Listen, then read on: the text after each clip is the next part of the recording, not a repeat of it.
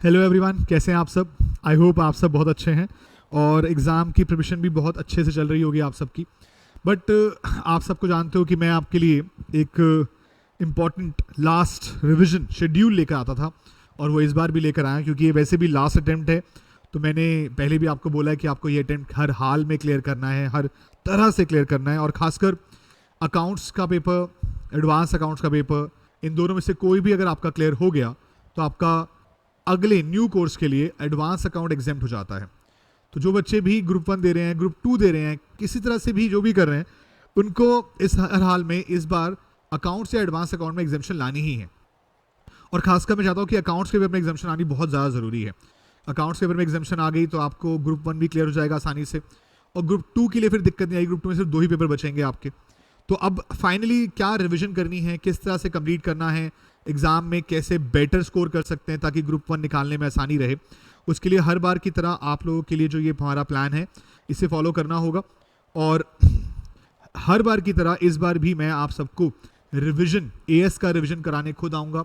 रोज रात को revision days के अंदर आपको सारे एएस को रिवाइज कराया जाएगा और उसमें हम क्वेश्चंस भी करेंगे आरटीपी से, एमटीपीसी के अंदर से भी, ताकि आपका एएस का पार्ट बहुत अच्छे से अच्छा, मतलब अच्छा स्कोर करने में आपको हेल्प करे।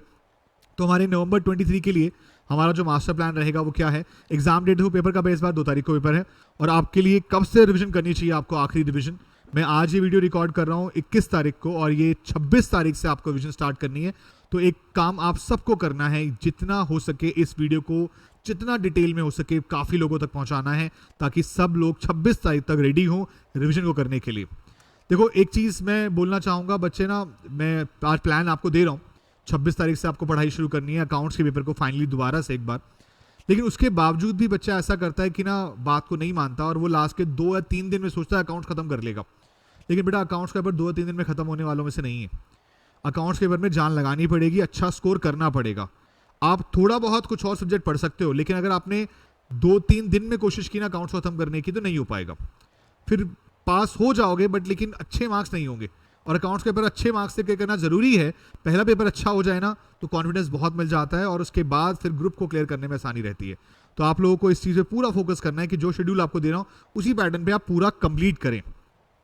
तो आपकी रिवीजन स्टार्ट होती है 26 तारीख से, 26 अक्टूबर से, और आपको उस दिन के लिए करीबन 20 से 25 मार्क्स का कोर्स खत्म करना होगा, जिसमें आपके वो आसान आसान चैप्टर हैं जो एग्जाम में आते हैं और स्कोरिंग है।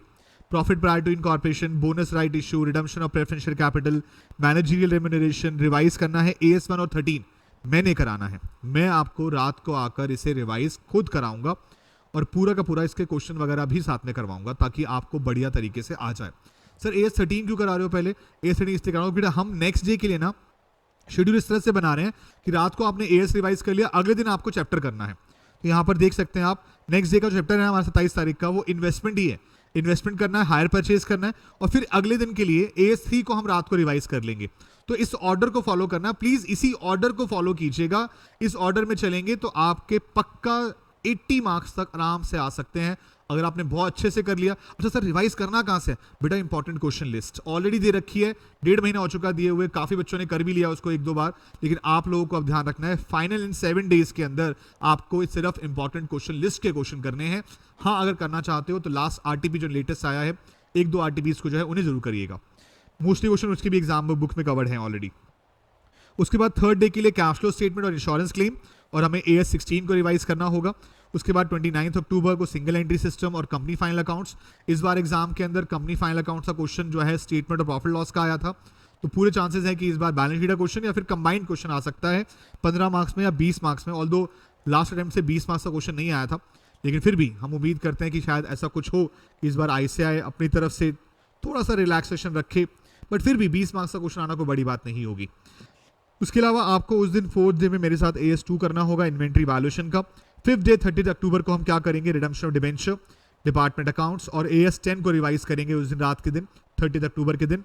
और साथ साथ आपका 31 अक्टूबर 6th डे, जिसमें ब्रांच अकाउंटिंग का बड़ा चैप्टर है जो 5 से 15 मार्क्स का आने वाला है। और एग्जाम के लिए मैं चाहता हूं कि बता दूं कि फॉरेन ब्रांच मुझे इस बार भी इंपॉर्टेंट लग रहा है। लास्ट टाइम भी लगा था लेकिन 5 ही मार्क्स में आया।